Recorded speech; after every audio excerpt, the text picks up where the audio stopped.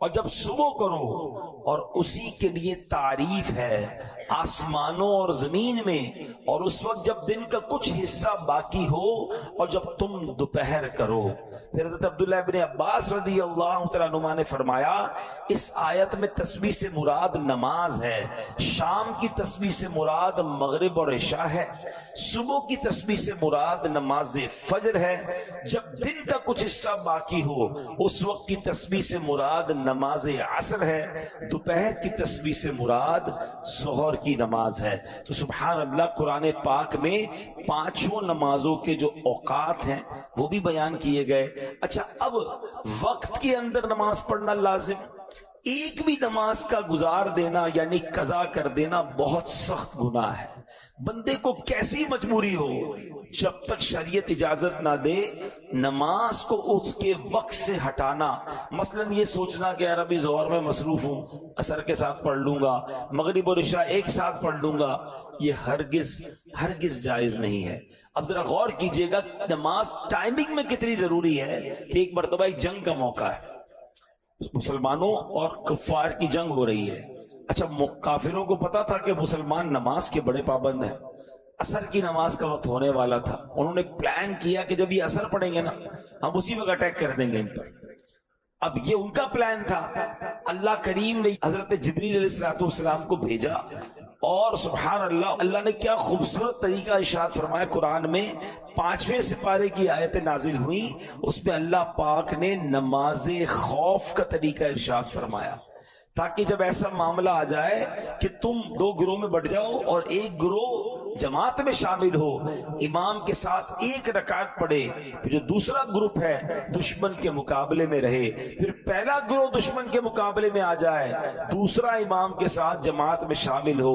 یہ ایک پورا طریقہ ہے جو قرآن پاک میں تفصیل کے ساتھ بیان کیا گیا۔ اب یہاں اندازہ لگائیں کہ نماز کو وقت کے اندر پڑھنا کتنا ضروری ہے۔ حالت جنگ میں بھی ظہر اور عصر یا مغرب اور عشاء ملا کر پڑھنے کی اجازت نہیں دی گئی۔ اب ذرا غور کریں کتنا امپورٹنٹ ہے کہ دشمن سامنے ہے، صفیں بنی ہوئی ہیں، عصر کا وقت آیا، یہ نہیں فرمایا کہ ابھی لڑائی ہے، جنگ ہے، اس کے بعد پڑھ لینا، نہیں، طریقہ پورا بیان ہوا قرآن میں کہ امام کھڑا ہو اور جناب ایک صف بنائی جائے، اور ایک جو گروہ ہے وہ دشمن کے مقابلے میں رہے، ایک رکعت ادا کرنے کے بعد، ایسا نہیں کہ پوری 4 رکعتیں، ایک رکعت یہ ادا کریں پھر یہ دشمن کے مقابلے میں جائیں اور وہ گروہ آ جائے، ٹائمنگ کے ساتھ دشمن کے مقابلے میں بھی نماز بھی پڑھنے کا حکم قرآن نے دیا، اور بعد جماعت نماز پڑھنے کا حکم دیا۔ اب ہمارا حال کیا ہے، یار آج سر میں درد ہے، ذرا کل پڑھ لیں گے، آج گھر میں مصروفیت زیادہ ہے، کل پڑھ لیں گے، آج بڑی امپورٹنٹ میٹنگ آفس میں چل رہی ہے، بڑا اہم کسٹمر آیا ہوا ہے، ابراڈ سے آیا ہوا ہے، اور بڑا جناب آرڈر فائنل ہونا ہے، یار شام کو پڑھ لیں گے، نہیں جناب آج ذرا بارش ہو رہی ہے، موسم ٹھیک نہیں ہے، کل پڑھ لیں گے۔ یعنی ہو یہ گیا ہے کہ ہمیں ہر مصروفیت میں جو سب سے پہلی چیز ہم ڈراپ کرتے ہیں وہ ہم نماز کو ڈراپ کرتے ہیں، حالانکہ کسی بھی حالت میں، کسی بھی سچویشن میں، یعنی اس سے بڑی کیا سچویشن ہوگی کہ دشمن سامنے کھڑا ہے، مگر صحابہ کرام کو اس وقت بھی نماز پڑھنے کا ٹائم کے اندر حکم دیا گیا۔ کاش یہ ریئلائزیشن ہو جائے سارے کام بعد میں ہیں، پہلے نماز۔ درود پاک پڑھنے کے بے شمار فضائل و برکات ہیں۔ میرے آقا مدینے والے مصطفیٰ صلی اللہ تعالی وسلم فرماتے ہیں اذا فرغ احدکم من طہورہ فلیقل اشہد ان لا الہ الا اللہ وان محمدا عبدہ ورسولہ ثم لیصلی علی فاذا قال ذلك فتحت له ابواب الرحمہ۔ نبی پاک فرماتے ہیں جب تم میں سے کوئی وضو سے فارغ ہو تو اشہد ان لا الہ الا اللہ وان محمدا عبدہ ورسولہ پڑھے، پھر مجھ پر درود شریف پڑھے۔ جب وہ یہ پڑھے گا تو اس کے لیے رحمت کے دروازے کھول دیے جائیں گے۔ تو روزانہ وضو کے بعد یہ کلمہ پڑھنا ہے اور درود پاک پڑھنا ہے۔ میں دوبارہ پڑھ لیتا ہوں، بلکہ مل کر پڑھ لیں، اشہد ان لا الہ الا اللہ وَأَنَّ مُحَمَّدًا عَبْدُهُ وَرَسُولُهُ۔ اور اس کے بعد درود پاک پڑھنا ہے۔ آسیوں جرم کی دوا ہے درود، کیا دوا عین کیمیا ہے درود، ایک ساعت میں عمر بھر کے گناہ کرتا معدوم اور فنا ہے درود، چھوڑیو مت درود کو کافی، راہ جنت کا رہنما ہے درود۔ محبت کے ساتھ درود پاک پڑھ لیں۔ صلو علی الحبیب صلی اللہ تعالی علی محمد صلی اللہ علیہ وسلم۔ اللہ کریم قرآن مجید میں ارشاد فرماتا ہے، بسم اللہ الرحمن الرحیم، فَأَقِيمُوا الصَّلَاةَ إِنَّ الصَّلَاةَ كَانَتْ عَلَى الْمُؤْمِنِينَ كِتَابًا مَوْقُوتًا۔ آسان ترجمہ قرآن کنز العرفان، تو حسب معمول نماز قائم کرو، بے شک نماز مسلمانوں پر مقررہ وقت میں فرض ہے۔ کیا خوبصورت اشعار ہے۔ ہر عبادت سے برتر عبادت نماز، ساری دولت سے بڑھ کر ہے دولت نماز، یا خدا تجھ سے عطار کی ہے دعا، مصطفیٰ کی پڑھے ساری امت نماز، آمین۔ تو اے میرے پیارے اسلامی بھائیو، قرآن میں ہم نے سنا بے شک نماز مسلمانوں پر مقررہ وقت میں فرض ہے۔ اس کی تفسیر میں کیا خوبصورت لکھا، تفسیر قرآن صراط الجنان میں ہے کہ نماز کے اوقات مقرر ہیں، فکسڈ ہیں، لہذا لازم ہے کہ ان اوقات کی رعایت کی جائے، یعنی نماز ٹائمنگ کے اندر فرض ہے۔ اپنی مرضی سے نہیں پڑھنی کہ چلو صبح ساری پڑھ لی، شام بعد میں ساری پڑھ لی۔ نماز کے ٹائمنگ قرآن فرما رہا ہے فرض ہیں۔ اچھا، بعض لوگوں نے یہ بھی سوال پوچھا، کیا قرآن کریم میں 5 نمازوں کے وقت کا ذکر بھی موجود ہے؟ یہی سوال ایک مرتبہ سلطان المفسرین حضرت عبداللہ ابن عباس رضی اللہ عنہ سے پوچھا گیا۔ کسی نے عرض کی، کیا قرآن کریم میں 5 نمازوں کے وقت بیان کیے گئے ہیں؟ فرمایا ہاں، قرآن کریم کی 2 آیات میں 5 کی 5 نمازوں کے وقت جمع کر دیے گئے ہیں۔ پھر آپ نے پارہ 21 سورہ روم کی آیت نمبر 17 اور 18 کی تلاوت کی۔ ذرا غور سے سنیے کہ قرآن میں 5 نمازوں کا ٹائمنگ کیسے بیان ہوا۔ انشاءاللہ میں چہرے دیکھتا ہوں، آپ میں سے بہت ساروں کو جانتا ہوں کہ آپ کو اللہ نے بڑی عزتیں دی ہیں۔ آپ اپنے آفس کے کوئی سی او بیٹھے ہوئے ہیں، کوئی مینیجرز بیٹھے ہوئے ہیں، کوئی مالک بیٹھے ہوئے ہیں، آپ کے ساتھ ٹھیک ٹھاک لوگ وابستہ ہیں۔ اگر آپ ایز اے سی او، آپ as a head of the department, آپ ایز اے مینیجر، آپ as a leader of the team, وقت ہونے پر اپنے آفس میں، اپنی فیکٹری میں میٹنگ سے کھڑے ہو کر آپ نماز پڑھیں گے نا، آپ یقین کریں آپ انسپریشن بنیں گے۔ آپ کو دیکھ کر لوگ نماز پڑھیں گے، یار اتنا بیزی آدمی نماز پڑھ رہا ہے۔ آپ اپنے گاہک کو بتائیں کہ بس میں نماز پڑھ کے آیا، بلکہ اس کو بھی کہتے ہیں نماز پڑھتے ہیں۔ یہ بعض اوقات ایک جملہ، ایک انداز، یہ دعوت بن جاتی ہے۔ ماشاءاللہ کئی ہم نے دیکھا آفیسز کے بعد لکھ دیتے نماز کا ٹائم، بھائی اس وقت کام بند ہے، 5 10 15 منٹ کا بریک لیں، اپنے امپلائیز کو پڑھائیں۔ میں آپ کو مزے کی بات بتاؤں، دعوت اسلامی میں آلموسٹ پاکستان میں 42,000 امپلائیز ہیں۔ 42,000 امپلائیز والی کمپنی شاید یہاں پر کوئی بھی نہیں بیٹھا ہوگا، اتنی بڑی کمپنی کا اونر، ٹھیک ہے، لیکن ہمارا رول یہ ہے کہ جو بھی مصروفیت ہے، نماز کا ٹائم ہوگا وہ کام بند ہو جائے گا، سارے لوگ نماز پڑھیں گے، بلکہ یہ رول ہے کہ جو بے نمازی ہے وہ ہمارا امپلائی نہیں بن سکتا۔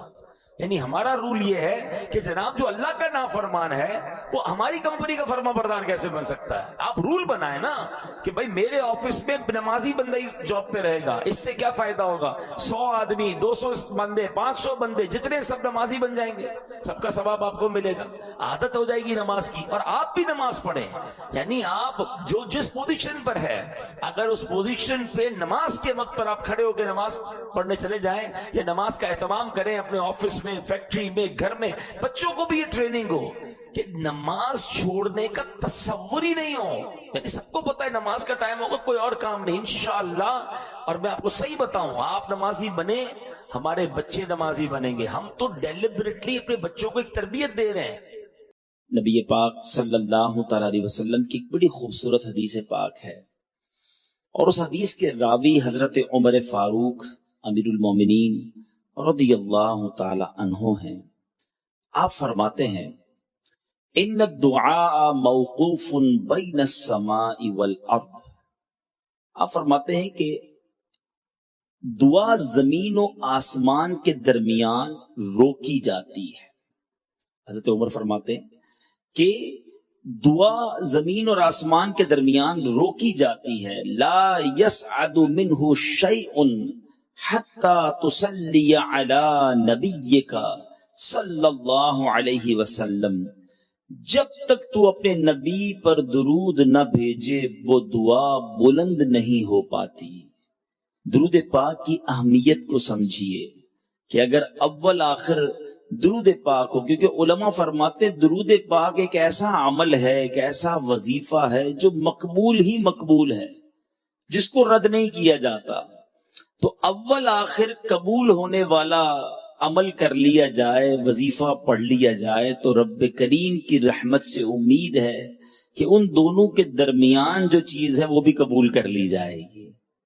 تو دعا سے پہلے بھی درود پاک، دعا کے بعد بھی درود پاک. آپ نے دیکھا ہوگا ماشاءاللہ علماء کرام، مسجدوں کے امام، عاشقان رسول کے جب اجتماع ہوتے ہیں تو دعا سے پہلے بھی صلاۃ السلام پڑھا جاتا ہے، حمد و صلات پڑھی جاتی ہے، اور دعا کے آخر میں بھی بعض اوقات جو آیت درود ہے وہ پڑھی جاتی ہے. ان اللہ و ملائکتہ یصلون علی النبی یا ایھا الذین آمنوا صلوا علیہ وسلموا تسلیما. پھر سب لوگ مل کے درود پاک پڑھتے ہیں، آپ بھی پڑھ لیجئے. صلی اللہ علی النبی الامی وآلہ صلی اللہ علیہ وسلم صلاۃ و سلام علیک یا سیدی یا رسول اللہ. تو معلوم ہوا کہ درود پاک ایک ایسا وظیفہ ہے جو ہر جگہ کام آنے والا ہے. بڑی پیاری بات شاعر لکھتے ہیں نا، ہر درد کی دوا ہے صلی علی محمد. ہر درد کی دوا ہے صلی علی محمد. تعویذ ہر بلا ہے صلی علی محمد. میرے آقا علیہ الصلوۃ والسلام نے ارشاد فرمایا کہ یہودیوں نے ایک دن میں 45 نبیوں اور 170 صالحین کو قتل کر دیا تھا جو ان کو اچھی باتوں کا حکم دیا کرتے تھے. مزید یہ کہ اللہ پاک کے مشہور نبی جن کا ذکر قرآن پاک میں بھی موجود ہے، میری مراد حضرت یحییٰ علی نبینا علیہ الصلوۃ والسلام ہے. ان کا واقعہ کچھ اس طرح ہے کہ دمشق کے بادشاہ حداد بن حدار نے اپنی بیوی کو 3 بار ڈائیورس دے دی، 3 بار طلاق دے دی تھی. پھر وہ چاہتا تھا کہ بغیر شرعی طریقے کے وہ اس کو دوبارہ بیوی بنا لے. تو حضرت یحییٰ علی نبینا علیہ الصلوۃ والسلام سے فتویٰ طلب کیا تو آپ نے فرمایا کہ وہ تو تم پر حرام ہو چکی ہے. تو اس کی وائف کو یہ بات بہت سخت ناگوار گزری اور وہ حضرت یحییٰ علیہ الصلوۃ والسلام کے قتل کے در پہ ہو گئی. چنانچہ اس نے بادشاہ کو مجبور کر کے قتل کی اجازت حاصل کر لی، اور جبکہ وہ مسجد جبرون میں نماز پڑھ رہے تھے تو بحالت سجدہ حضرت یحییٰ علیہ الصلوۃ والسلام کو قتل کر دیا گیا. جی ہاں ناظرین، اللہ کے نبی کا قتل کیا گیا اور ایک تشت میں ان کا سر مبارک اپنے سامنے منگوایا گیا. مگر اللہ کی شان دیکھیں کہ وہ کٹا ہوا سر بھی گویا یہ پکارتا رہا اور حق بات کا اعلان کرتا رہا کہ بادشاہ کے لیے یہ بیوی حلال نہیں ہے. اور اسی حالت میں اس عورت پر خدا کا یہ عذاب نازل ہو گیا کہ وہ عورت سر مبارک کے ساتھ ہی زمین میں دھس گئی. اس امت سے پہلے بھی ایسے لوگ تھے جو اللہ کے مقرب بلکہ انبیاء کو شہید کرنے سے بھی نہ ڈرے. اس طرح اس امت میں بھی ایسا ہی ایک شخص آیا جس نے نبی کے گھرانے میں سے کئی عظیم ہستیوں کو مرڈر کیا، معاذ اللہ شہید کر دیا گیا. اس کو ہم ڈیٹیل سے بیان کریں گے. تو اسٹارٹ لیتے ہیں. جیسا کہ ہم نے آپ کو بتایا تھا کہ قیامت کی پہلی قسم میں وہ نشانیاں ہیں جو ظاہر ہو کر ختم ہو گئی ہیں. ان میں علماء نے سب سے پہلے نبی پاک علیہ الصلوۃ والسلام کے وصال ظاہری کو شامل کیا ہے، کیونکہ نبی پاک علیہ الصلوۃ والسلام اللہ عز و جل کے آخری نبی اور رسول ہیں. اس کے بعد کوئی نبی کوئی رسول نہیں آئے گا. اس لیے اب یہ ایک طرح سے دنیا اینڈ کی طرف سفر شروع کر چکی ہے. پھر جو پیارے آقا علیہ الصلوۃ والسلام نے اپنی زبان مقدس سے غیب کی خبریں دیتے ہوئے جو قیامت کی نشانیاں بیان فرمائی تھی، ان کی لسٹ تو بہت لمبی ہے، بہت طویل ہے.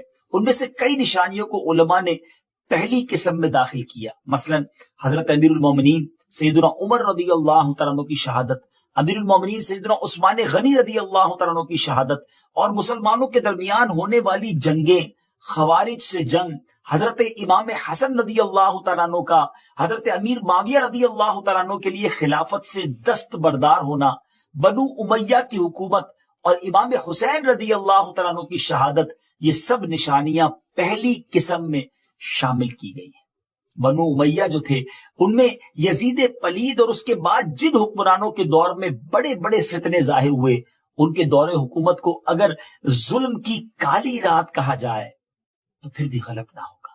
جیسے ظلم بھری رات کاٹنا یعنی کمپلیٹ کرنا مشکل ہو جاتا ہے، اس طرح ان ظالموں کا دور حکومت اسلام اور مسلمانوں پر بہت مشکل اور فتنوں میں گھرا ہوا تھا۔ یزید کی حکومت میں ظلم و ستم کی وہ داستانیں رقم ہوئی جو اسلام کے آنے کے بعد مسلمانوں نے پہلی بار دیکھی ہوں گی۔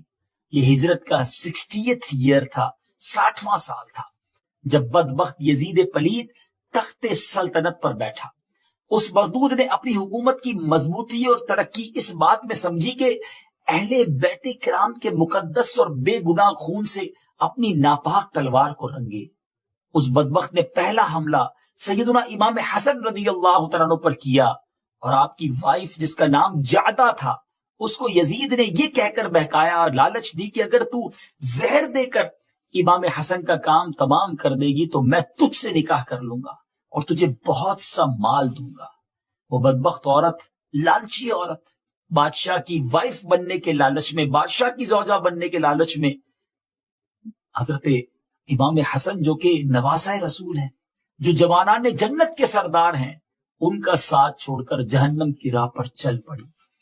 کئی بار اس نے آپ رضی اللہ تعالیٰ عنہ کو زہر دیا مگر کچھ اثر نہ ہوا، پھر ایک سخت اور تیز زہر دیا، یہاں تک کہ مصطفیٰ علیہ الصلوۃ والسلام کے لاڈلے نواسے کی پیٹ کی انتڑیاں ٹکڑے ٹکڑے ہو کر نکلنے لگی۔ یہ بے چین کرنے والی خبر جب حضرت امام حسین رضی اللہ تعالیٰ عنہ نے سنی اور اپنے پیارے بھائی کے پاس حاضر ہوئے، سرہانے بیٹھ کر گزارش کی کہ آپ کو کس نے زہر دیا؟ فرمایا اگر وہ ہے جو میرے خیال میں ہے تو اللہ بڑا بدلہ لینے والا ہے، اور اگر نہیں تو میں بے گناہ سے بدلہ نہیں چاہتا۔ اللہ اکبر، آپ نے نام نہیں بتایا۔ امام حسن نے یہ بھی ارشاد فرمایا کہ بھائی، لوگ ہم سے یہ امید رکھتے ہیں کہ روز قیامت ہم ان کی شفاعت فرما کر ان کے کام آئے، اور نہ یہ کہ ان کے ساتھ غضب اور انتقام کی کاروائی کریں۔ ان حالات میں جب امام حسن اس قدر تکلیف میں تھے، ذرا سوچے، تب بھی آپ لوگوں سے انتقامی کاروائی نہیں کرنا چاہتے تھے، اور نہ ہی اپنے بھائی امام حسین رضی اللہ تعالی عنہ کو اس کی پرمیشن دی۔ انہی حالات میں آپ نے کچھ یوں وصیت فرمائی کہ حسین دیکھو، کوفہ کے لوگوں سے ڈرتے رہنا، کہیں وہ تمہیں باتوں میں لے کر بلا لیں اور وہ وقت پر تمہیں چھوڑ دیں۔ بے شک یہ وصیت موتیوں میں تولنے کے قابل اور دل پر لکھے جانے کے لائق تھی، مگر اس ہونی کو کون روک سکتا ہے؟ اور ناظرین، یہی تو ہوا کہ امام حسن نے امام حسین عالی مقام کو ارشاد فرمایا، اور جس کے بعد واقعہ کربلا پیش آیا، جس کو یزید کے ظلم و ستم کی آخری حد، لاسٹ لمٹ کہا جا سکتا ہے۔ امام حسن رضی اللہ تعالیٰ عنہ کو شہید کروا کر اب اس شقی اور بدبخت فاسق و فاجر یعنی یزید پلید کو امام حسین رضی اللہ تعالیٰ عنہ یاد آئے۔ اب اس نے مدینہ منورہ کے صوبیدار ولید کو خط لکھا کہ امام حسین اور عبداللہ ابن عمر اور حضرت عبداللہ ابن زبیر رضی اللہ تعالیٰ عنہ سے بیعت کے لیے کہے اور انہیں مہلت نہ دے، انہیں ٹائم نہ دے۔ صوبیدار نے خط پڑھ کر ایک شخص کو بھیجا کہ امام حسین کو بلواؤ۔ امام حسین رضی اللہ تعالیٰ عنہ نے اس کے میسنجر سے فرمایا کہ چلو آتے ہیں۔ امام حسین اپنے اصحاب کے ساتھ صوبیدار کے پاس تشریف لائے اور بیعت کا حال سن کر فرمایا کہ مجھ جیسے چھپ کر بیعت نہیں کرتے، سب کو جمع کرو، بیعت لو۔ صوبیدار ولید نے کہا کہ ٹھیک ہے، آپ تشریف لے جائیں۔ پھر صوبیدار ولید نے دوبارہ بلایا تو آپ نے فرمایا صبح ہونے دو، اور ساتھ ہی آپ نے ارادہ فرما لیا کہ رات میں ہی مکے کے ارادے سے فیملی کے ساتھ سفر فرمایا جائے گا۔ سب لوگ اپنے مکانوں میں سو رہے تھے، اور ہاں، خاندان نبوت کے مکانوں میں لوگ جاگ رہے تھے۔ سفر کا سامان باندھا جا رہا تھا۔ حضرت امام علی مقام مسجد نبوی شریف سے باہر تشریف لائے اور قافلہ سوئے مکہ روانہ ہو گیا. آنکھیں اشکبار تھی وہ لوگ جو مدینے میں پیدا ہوئے تھے. امام حسین کی ولادت بھی مدینے میں ہوئی, نانا جان کا روضہ بھی یہی ہے, اور آج اس نبی پاک کے خاندان کو مدینہ چھوڑنا پڑ رہا ہے. یہ کیسی رات ہوگی, یہ فرقت کا کیسا لمحہ ہوگا. اب دوسری طرف جب اہل کوفہ کو یزید خبیث کے تخت نشینی اور امام حسین سے بیعت طلب کیے جانے اور امام حسین مدینہ چھوڑ کر مکے تشریف لے آنے کی خبریں پہنچی, تو ان لوگوں نے آپس میں مشورہ کیا اور امام حسین رضی اللہ تعالیٰ کو خط لکھے کہ آپ ہمارے یہاں تشریف لائیں اور ہم کو یزید کے ظلم سے بچائیں, ہم آپ کی بیعت کریں گے. ناظرین, یہ ایک دو لیٹرز نہیں تھے, 150 لیٹرز, 150 لیٹر جمع ہو جانے پر امام رضی اللہ تعالیٰ نے تحریر فرمایا کہ میں اپنے چچا زاد بھائی مسلم بن عقیل رضی اللہ تعالیٰ کو بھیجتا ہوں, اگر یہ تمہارا معاملہ ٹھیک دیکھ کر اطلاع دیں گے تو ہم بھی جلد تشریف لے آئیں گے.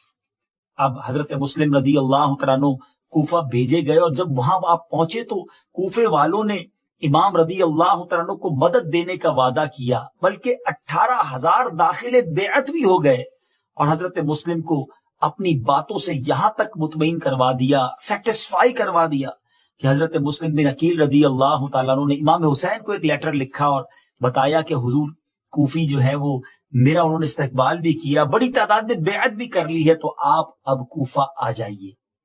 دوسری طرف یزید پلید کو کوفیوں نے خبر دی کہ حسین رضی اللہ تعالیٰ نے مسلم بن عقیل رضی اللہ تعالیٰ کو بھیجا ہے, اور کوفہ کے جو حاکم ہیں نعمان بن بشیر ان کے ساتھ نرمی کا برتاؤ کر رہے ہیں. اگر کوفے کا نظام سنبھالنا ہے تو کوئی زبردست, دوسرے لفظوں میں کہا جائے کہ ظالم حکمران بھیجا جائے. اس نے عبداللہ ابن زیاد کو حاکم بنا کر روانہ کیا اور کہا کہ مسلم رضی اللہ تعالیٰ کو شہید کرے یا کوفے سے نکال دے. اس نے کوفہ پہنچتے ہی امام مسلم کو گرفتار کروایا اور شہید کر کے ان کا سر مبارک یزید کے پاس بھجوا دیا. اس واقعے سے بے خبر امام حسین رضی اللہ تعالیٰ نے ذوالحجہ کی 8ویں تاریخ کوفے کی طرف سفر شروع کیا. ٹرائی ٹو انڈرسٹینڈ, مکے میں حج کا سیزن ہے, 7-8 ذوالحجہ تو پوری دنیا سے حاجی آ جاتے ہیں نا, لوگ حج کرنے مکے آ رہے ہیں, اور امام علی مقام حج کے دنوں میں مکہ چھوڑ کر کوفہ جا رہے ہیں. صحابہ کرام نے بہت عرض کیا کہ آپ نہ جائیں, کوفے والے کوفی لا یوفی, وہ وفادار نہیں ہوتے, مگر آپ امام تھے اور آپ یہ جانتے تھے کہ اگر ان لوگوں نے مجھے خط لکھا ہے اور میں ان کی بلاوے پر نہ گیا, اور اگر کل قیامت کے دن اللہ کی بارگاہ میں انہوں نے عرض کر دیا کہ مولا ہم تو امام کو بلاتے رہے, وہ آتے تو ہم ان کی بیعت کر لیتے, تو امام علی مقام ان کی اس حجت کو خاتمہ کرنے کے لیے, اس دلیل قائم نہ ہو جائے, اس کے لیے آپ نے یہ سفر اختیار فرمایا. ناظرین, اس زمانے میں کوئی ایسا طریقہ تو تھا نہیں کہ کسی طرح آپ کو پتہ چل جاتا, انٹرنیٹ کا زمانہ نہیں تھا, ٹیلی فون سسٹم نہیں تھا کہ حضرت مسلم بن عقیل نے خط لکھ کر کہا تھا کہ ایوری تھنگ از اوکے, مگر اب انہیں کو شہید کر دیا گیا ہے. امام حسین اپنے رفقا کے ساتھ اپروکسیمیٹلی 72 لوگ تھے ناظرین, اور یہ وہ لوگ تھے جس میں بچے بھی تھے, خواتین بھی تھی. یہ لڑنے نہیں جا رہے تھے, یہ تو نانا کے دین کو پھیلانے جا رہے تھے, یہ تو کسی کی دعوت پر گویا بلائے جا رہے تھے, یہ لڑائی کے لیے نہیں جا رہے تھے. یہ قافلہ یہاں سے روانہ ہوتا ہے, اور جب مکے سے کوفہ کے راستے میں امام حسین رضی اللہ تعالیٰ کو یہ پتا چلا کہ حضرت مسلم بن عقیل شہید کر دیے گئے, تو اب قافلے والوں نے مشورہ کیا کہ جانا ہے یا نہیں جانا ہے. مگر ایک بار یہ طے ہوا کہ اب نکل پڑے ہیں اللہ کی راہ میں, تو جانا ہے. بیسیکلی جو ہونی تھی